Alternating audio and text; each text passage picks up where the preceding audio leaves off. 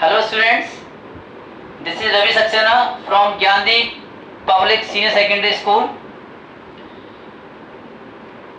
Last video में मैंने आपको नेशनल इनकम के रिलेटेड एग्रीगेट्स बताए थे, यानी नेशनल इनकम की मशीन को सॉल्व करने के लिए, कसने के लिए, असेंबल करने के लिए छोटे छोटे जो होते हैं हमारे टूल्स, यानी कि aggregates, GDP, NDP, GNP, market price, factor cost क्या होता है, मार्केट प्राइस क्या होता है, डोमेस्टिक नेशनल कॉन्सेप्ट क्या है, ग्रॉस नेट कॉन्सेप्ट क्या है।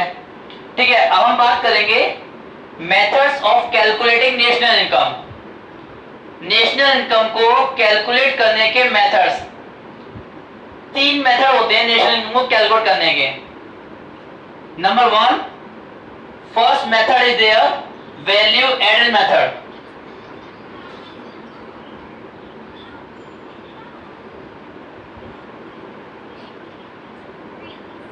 वैल्यू एडेड मेथड, इसको हम लोग प्रोडक्ट मेथड भी बोलते हैं, product method.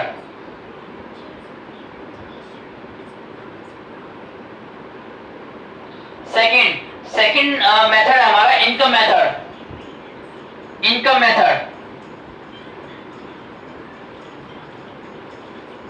And third one is the expenditure method.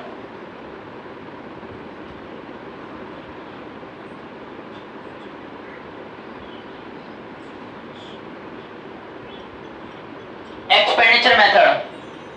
अब ये 3 पॉइंट देख के वैल्यू एडेड, इनकम, एक्सपेंडिचर, एक टॉपिक आपके दिमाग में आ रहा होगा शायद। मैंने आपको पढ़ाया था इससे पहले वाले फर्स्ट चैप्टर में, सर्कुलर फ्लो ऑफ इनकम। एक चेन बनाई थी सर्कुलर फ्लो ऑफ इनकम की।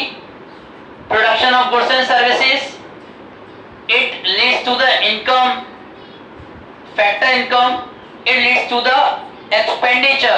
expenditure of income over the goods and services। यानी कि ये चेन है पूरी। किसी भी मेथड से आप नेशनल इनकम को कैलकुलेट कर सकते हैं आराम से। जो हमारा वैल्यू एडेड मेथड है, ये प्रोडक्शन मेथड है, यानी सबसे पहले गुड्स एंड सर्विसेज का प्रोडक्शन होता है, फिर उन गुड्स एंड सर्विसेज के प्रोडक्शन से फैक्टर इनकम जनरेट होती है। फैक्टर इनकम जो जनरेट की जाती है, वो फैक्टर इनकम हमारी खर्च की जाती है गुड्स एंड सर्विसेज पर। तो ये पूरी सर्कुलर चेन है, सर्कुलर फ्लो ऑफ इनकम है। ये इनकम सर्कुलेट होती है, इसको हम लोग बोलते हैं ट्रिपल आइडेंटिटी। क्या बोलते हैं इसको हम लोग? इसको हम लोग बोलते हैं triple identity. Triple identity.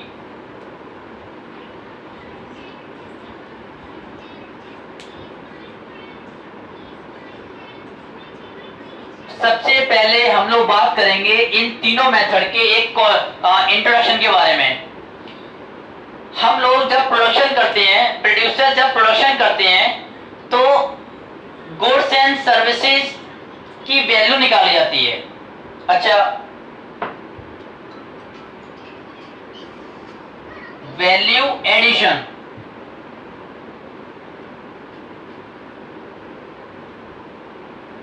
Value addition क्या होता है? वैल्यू एडिशन क्या होता है? वैल्यू एडिशन में होते ये हम देखते हैं जो वैल्यू ऑफ आउटपुट है, जितना हमारा प्रोडक्शन हुआ है, हमारी सेल्स हुई है, जो प्रोडक्ट की प्राइस है, उसमें से इंटरमीडिएट कंजम्पशन को निकाल देंगे, we will get the value addition. Suppose value of output, value of output का मतलब है जो प्रोडक्शन, जो आउटपुट, जो गुड्स एंड सर्विसेज प्रोड्यूस किए गए हैं, उनकी वैल्यू, मार्केट वैल्यू, उनकी प्राइस। इसमें से हम लोग वैल्यू ऑफ आउटपुट में से जब हम लोग लेस करते हैं, less intermediate consumption, intermediate consumption,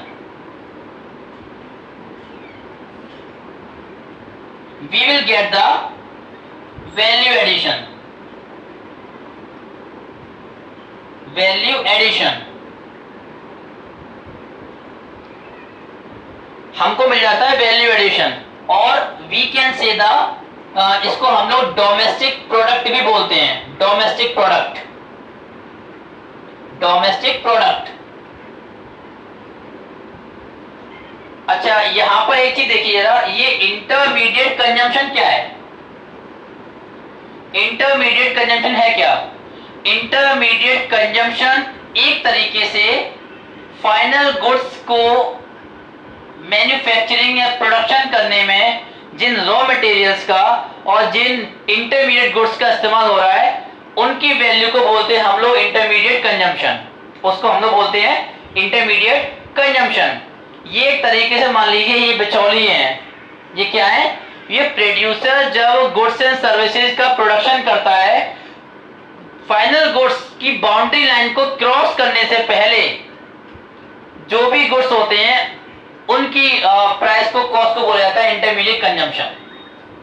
जैसे कि इस मार्कर को, ये marker board marker final good है, इसको कंप्लीटली प्रोड्यूस होने से पहले इसका कैप, इसकी इंक, इनकी कॉस्ट जो होती है दैट इज द इंटरमीडिएट। इसको बनाया हुआ जिस लेबर ने उसकी वेजेज वो इंटरमीडिएट, यानी कि रॉ मटेरियल के खर्चे भी इसमें शामिल होते हैं और कोई भी एक्स्ट्रा एक्सपेंसेस हुए हैं वस्तु को प्रोड्यूस करने के लिए वो हमारे इंटरमीडिएट कंजम्पशन में आते हैं। तो एक चीज आपको याद रखने वाली ये है यहाँ पर कि when you are going to find out the domestic product, when you are going to find out the domestic value addition, you have to deduct the intermediate consumption from the value of output. We can call the value of output sales also. हम लोग cell भी बोल सकते हैं इसको, value of output को। अभी detail में पढ़ेंगे इसको आगे भी। सेल किन कंडीशन में हम इसको सेल बुलाते हैं और किन कंडीशन में इसको सेल हम नहीं बुलाते। अच्छा अब यहाँ पर हमारा डोमेस्टिक प्रोडक्ट आया, डोमेस्टिक प्रोडक्ट। यहाँ पर हमने लिख लिया डोमेस्टिक प्रोडक्ट, घरेलू उत्पाद, domestic product. Domestic product then is converted into the factor income. भाई डोमेस्टिक प्रोडक्ट जब आप सेल करेंगे तो it will be converted in factor income. Domestic product को हम लोग फैक्टर इनकम, डोमेस्टिक इनकम भी बोलते हैं। इसको हम लोग डोमेस्टिक इनकम भी बोल सकते हैं, डोमेस्टिक इनकम। अब जो इनकम, फैक्टर इनकम अर्न की जाती है वो इनकम इन्हीं गुड्स एंड सर्विसेज का प्रोडक्ट्स पर खर्च की जाती है, डिस्पोज की जाती है। तो दैट इज द एक्सपेंडिचर।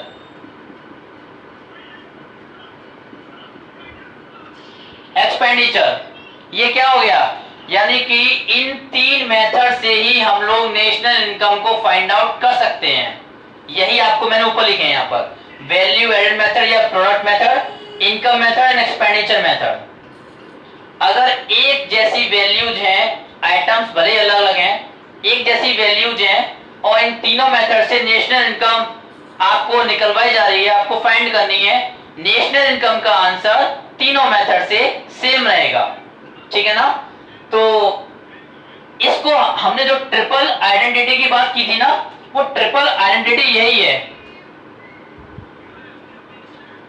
तरीके तीन, काम एक। I mean there are three different ways to find out the common thing. That common thing is the national income. वो common thing क्या है? national income. चलिए अब वन बाय वन हम लोग पढ़ते हैं। सबसे पहले हम लोग पढ़ेंगे वैल्यू एडेड मेथड से या प्रोडक्ट मेथड से नेशनल इनकम को कैसे फाइंड करते हैं।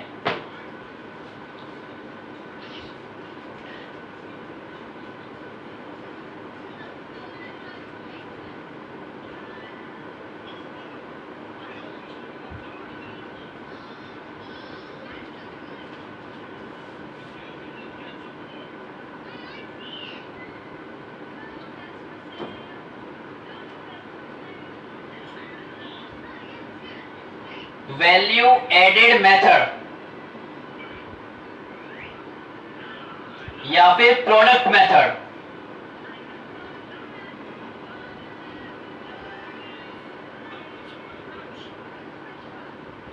सबसे पहले हम इसके कुछ टर्म्स हैं उसको क्लियर कर लेते हैं। फर्स्ट टर्म है हमारा इसमें वैल्यू ऑफ आउटपुट, जो हमने अभी थोड़ा सा पढ़ा था, वैल्यू ऑफ आउटपुट। क्या है वैल्यू ऑफ आउटपुट?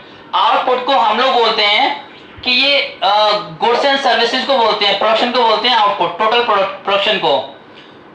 तो यहां पर वैल्यू का मतलब क्या है? Output, it is the market value of all the goods and services. Output को बोलते हैं प्रोडक्शन, प्रोडक्शन होता है गुड्स एंड सर्विसेज का।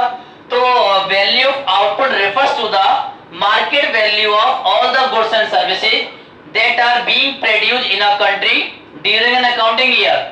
एक साल में एक देश में जो भी गुड्स एंड सर्विसेज प्रोड्यूस की जा रहे हैं उसकी मार्केट वैल्यू को हमको बोलते हैं वैल्यू ऑफ आउटपुट। लेकिन एक चीज, अब यहां पर वैल्यू ऑफ आउटपुट तो जाती है नेशनल इनकम में, लेकिन नेशनल इनकम में वैल्यू ऑफ आउटपुट जाने से पहले हम उसमें किए गए खर्चों को निकाल लेते हैं। कहने का मतलब सिंपल सा यही है इसमें कि हमारा एक एज अ प्रोड्यूसर जो भी हमने खर्चा किया है, जो भी हमने उसमें एक्सपेंसेस किए हैं, जिसको हम लोग अभी बात कर रहे थे इंटरमीडिएट कंजम्पशन बोलते हैं उसको हम लोग, तो उसको हम लोग डिडक्ट करते हैं पहले, तो हमको मिलती है वैल्यू एडेड जो हम पढ़ रहे हैं। अब वैल्यू ऑफ आउटपुट को सेल्स कब बोलेंगे वो देख लीजिए जरा। Value of output is equal to sales. कब बोलेंगे सेल्स? जब एक साल में जितना प्रोडक्शन, जितने गुड्स एंड सर्विसेज का गुड्स का प्रोडक्शन हुआ है, अगर वो सभी सेल हो जाते हैं इन द सेम ईयर, तो हम उसको सेल्स भी बोलेंगे, वैल्यू ऑफ सेल्स बोलेंगे। अगर if entire output is sold during the year, during the same year, जितना प्रोडक्शन, जितने गुड्स एंड सर्विसेज का प्रोडक्शन हुआ है, जितना आउटपुट हुआ है एक साल में, उसी साल अगर वो डिस्पोज होता है, पूरा सेल हो जाता है, तो उसको हम लोग वैल्यू ऑफ आउटपुट बोल सकते हैं। सेकंड कैटेगरी,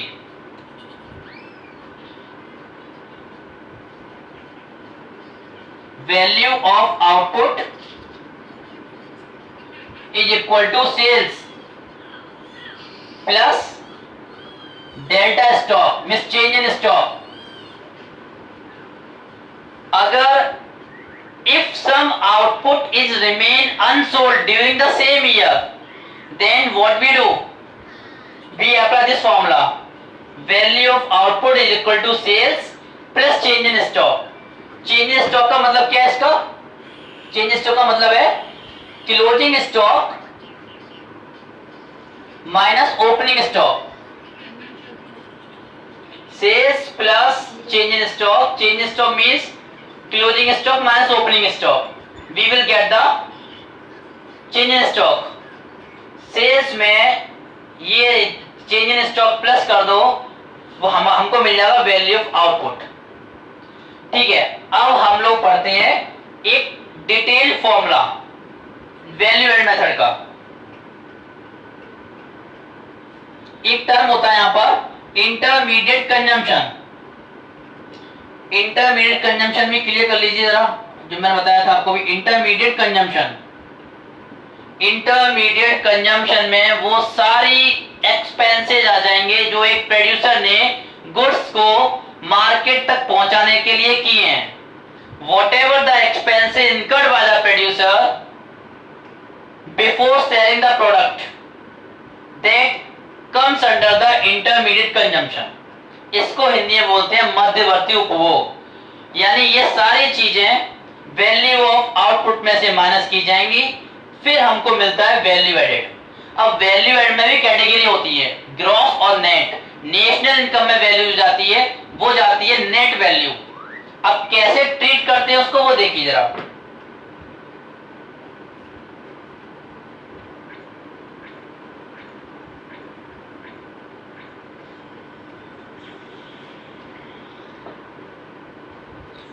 सबसे पहले आइए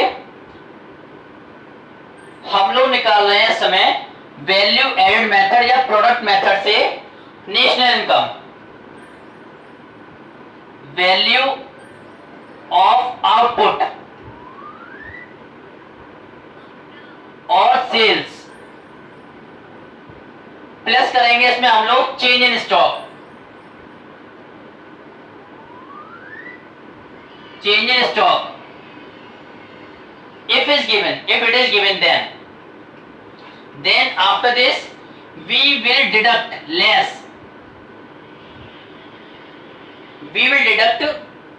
intermediate consumption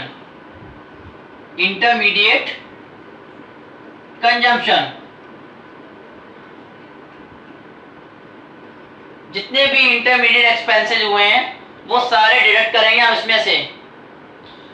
ये 3 स्टेप्स फॉलो करने के बाद we will get the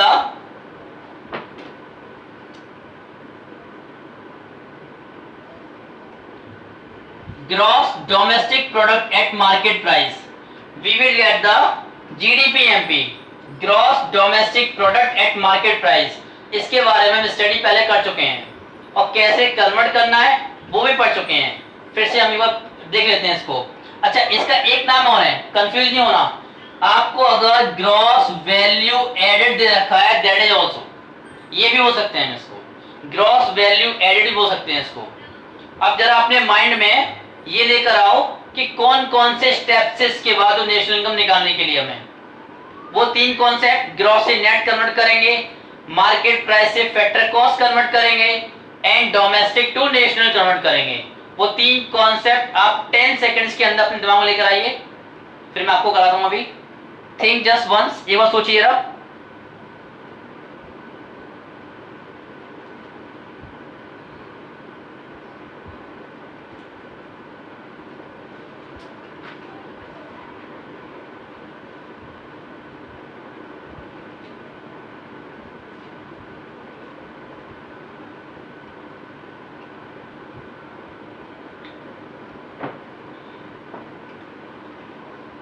time होगा, सोच लिया होगा आप लोगों ने 3 कॉन्सेप्ट। सबसे पहले हम लोग क्या करेंगे, we will convert gross into the net. हम लोग ग्रॉस से नेट कन्वर्ट करते हैं, हम लोग क्या करते हैं, डेप्रिसिएशन माइनस करते हैं। तो we will deduct depreciation, depreciation को हम लोग डिडक्ट करेंगे GDP-MP में से। वी विल गेट द, हमको क्या मिल जाएगा,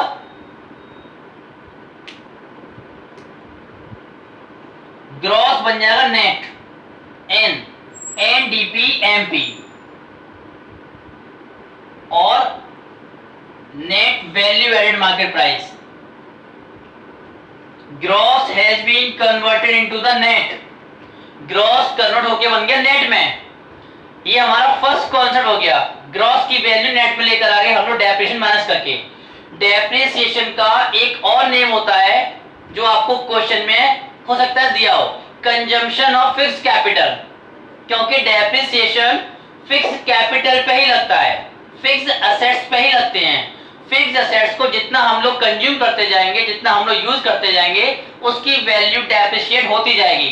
इसलिए हम लोग डेप्रिसिएशन को कंजम्पशन ऑफ फिक्स्ड कैपिटल भी बोलते हैं, और कुछ क्वेश्चंस में आपको मिलेगा इस नाम से। कंफ्यूज नहीं होना, आप लोग उसको डेप्रिसिएशन कंसीडर करें, ठीक है। ये हमारा फर्स्ट कॉन्सेप्ट हो गया।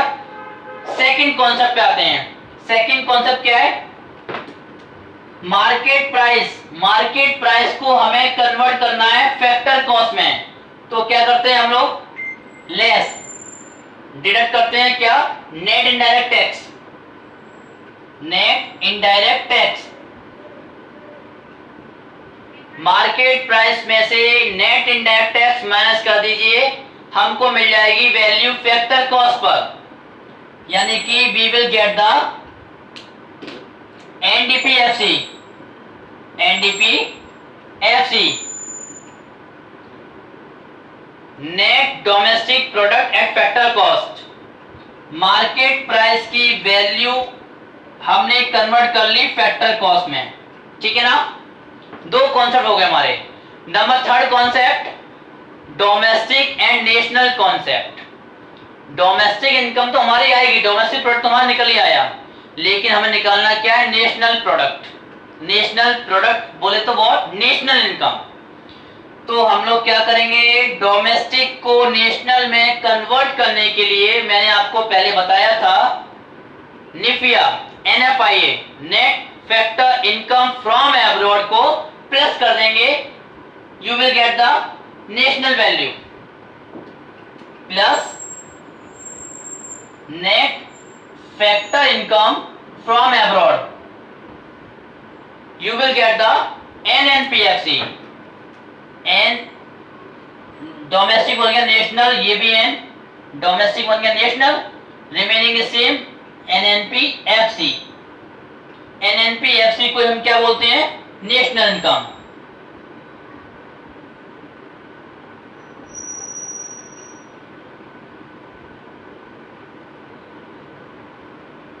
ये प्रोसेस आपको फॉलो करनी है पूरी। This is the first method, value added method. Value of output या फिर सेल्स, उसमें चेंज इन स्टॉक प्लस करेंगे। चेंज इन स्टॉक प्लस करने का मतलब बता दी मैंने आपको, closing stock minus opening stock, you will get the change in stock. इसकी वैल्यू को आप प्लस कर देंगे। उसके बाद आप इंटरमीडिएट कंजम्पशन, इंटरमीडिएट एक्सपेंसेस को आप डिडक्ट करेंगे, आपको मिल जाएगी डोमेस्टिक प्रोडक्ट, डोमेस्टिक इनकम, यानी कि gross domestic product at market price या gross value added at market price. लेकिन ग्रॉस वैल्यू एडेड से काम नहीं चलेगा, हमें निकालना क्या है, नेट वैल्यू एडेड। तो हम लोग क्या करेंगे, जीडीपी ग्रॉस को नेट में कन्वर्ट करने के लिए डेप्रिसिएशन डिडक्ट करेंगे। डेप्रिसिएशन डिडक्ट करने के बाद हमको नेट की वैल्यू मिलती है, net domestic product and market price. Second concept, आपको मार्केट प्राइस से कन्वर्ट करना है फैक्टर कॉस्ट में। फैक्टर कॉस्ट में कन्वर्ट करने के लिए नेट इनडायरेक्ट टैक्स माइनस करेंगे, और नेट इनडायरेक्ट टैक्स की वैल्यू अगर आपको सीधे सीधे नहीं दे रखी होती है तो आपको इनडायरेक्ट टैक्स और सब्सिडीज की वैल्यू दे रखी होती है। क्या करेंगे आप, नेट इनडायरेक्ट टैक्स में अगर इनडायरेक्ट टैक्स और सब्सिडी दे रखी है तो इनडायरेक्ट टैक्स माइनस सब्सिडीज आपको मिल जाएगी नेट इनडायरेक्ट टैक्स की value. Indirect tax minus subsidies, indirect tax minus subsidies, you will get the value of the net indirect tax। Net indirect tax minus करने के बाद आपकी मार्केट प्राइस की value factor cost में convert हो जाएगी। NDPMP converted into NDPFC, net domestic product at factor cost. Then you have to find national income ना, तो डोमेस्टिक को आप नेशनल कन्वर्ट करेंगे, डोमेस्टिक से नेशनल में कन्वर्ट करने के लिए NFIA, net factor income from abroad plus करेंगे तो आपको मिल जाएगी NNPFC। अगर आपको क्वेश्चन में net factor income from abroad दे रखा हो तो आप प्लस करेंगे, लेकिन net factor income to abroad दे रखा हो then you will deduct. From का मतलब है हमारे देश में आ रही है, और टू का मतलब हमारे देश से विदेशों में जा रही है, तो जाने वाली इनकम को तो माइनस करेंगे ना, माइनस कर देंगे, फ्रॉम को प्लस कर देंगे। और भी कुछ इसमें होता है कैलकुलेशन, वो आगे प्रैक्टिस क्वेश्चंस में आपको बता देंगे। ये आपकी NNPFC आ गई, नेशनल इनकम। ये आपका फर्स्ट मेथड हो गया। आगे के मेथड्स, इससे रिलेटेड क्वेश्चंस आप लोग सॉल्व करिए, कोई प्रॉब्लम है मुझसे पूछना आप लोग। नेक्स्ट मेथड हम नेक्स्ट वीडियो में पढ़ेंगे। Okay, see you guys, bye.